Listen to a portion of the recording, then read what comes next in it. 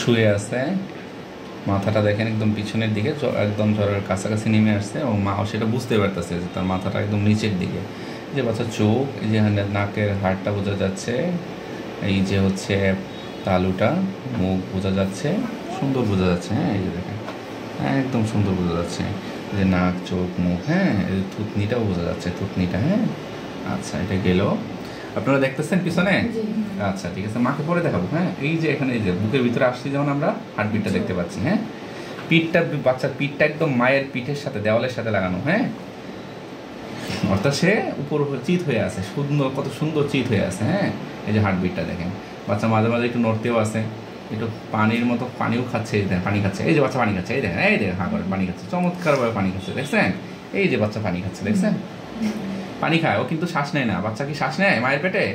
ও কিন্তু পানির ভিতরে ডুবে আছে, যে কালোগুলো পানি, পানির ভিতরে ডুবে থাকে। এই পানি খায়, এইখানেই হাগু করে, এইখানেই এইটাই খাইতেছে, এইটাই পানি। ঠিক আছে, সে যেখানে প্রস্রাব করতেছে এটাই আবার খাইতেছে, হাগু করতেছে সেটাই খাইতেছে। ঠিক আছে, সে পানি খায় এখানে। কিন্তু বাচ্চা, অনেকে বলে যে শ্বাস নেয়, বাচ্চা কি শ্বাস নেয় মায়ের পেটে?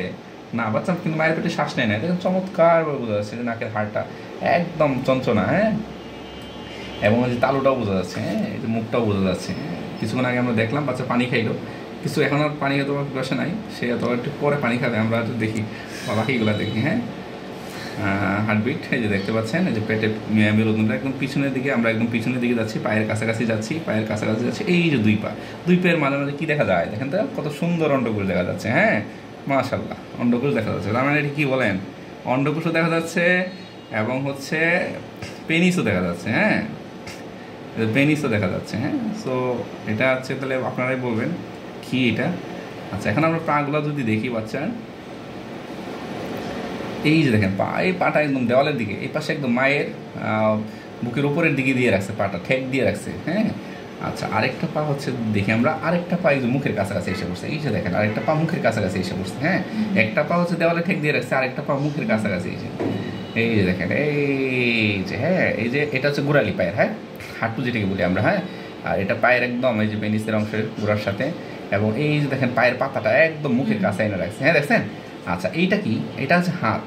এই দেখেন হাতের আঙ্গুলগুলো কি সুন্দর বোঝা যাচ্ছে। হ্যাঁ, এই যে হাতের আঙ্গুলগুলো, এই যে দেখেন হাতের আঙ্গুলগুলো বোঝা যাচ্ছে। হ্যাঁ, আচ্ছা, আমরা হচ্ছে আরেকটা যদি দেখি, আরেকটা মুষ্টিবদ্ধ হাত আমরা যদি দেখি, ওইখানে এই যে একটা হাত আর একটা হাত। হ্যাঁ, এটা আরেকটা হাতে মুষ্টিবদ্ধ করে রাখছে।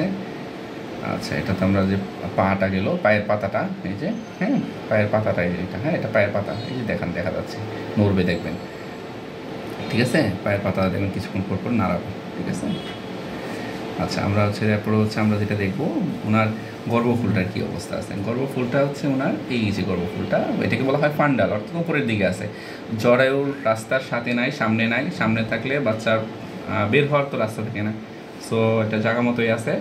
বাচ্চার কালোগুলা যেটা দেখতেছেন পানি, সো ভালো আছে, যে বাচ্চা নড়তেছে। বাচ্চার মুভমেন্ট আমরা দেখাবো, এই বাচ্চার মুভমেন্ট। হ্যাঁ, বাচ্চা নড়লো কিছুক্ষণ আগে, এই যে একটা পা ঠেক দিয়ে রাখছে এই পাশে। আমরা যদি ওনার এই পাটা ভালো করে দেখি বাচ্চার, ওই যে পাটা দেখা যাচ্ছে। হ্যাঁ, মাশাআল্লাহ, যে আরেকটা পা।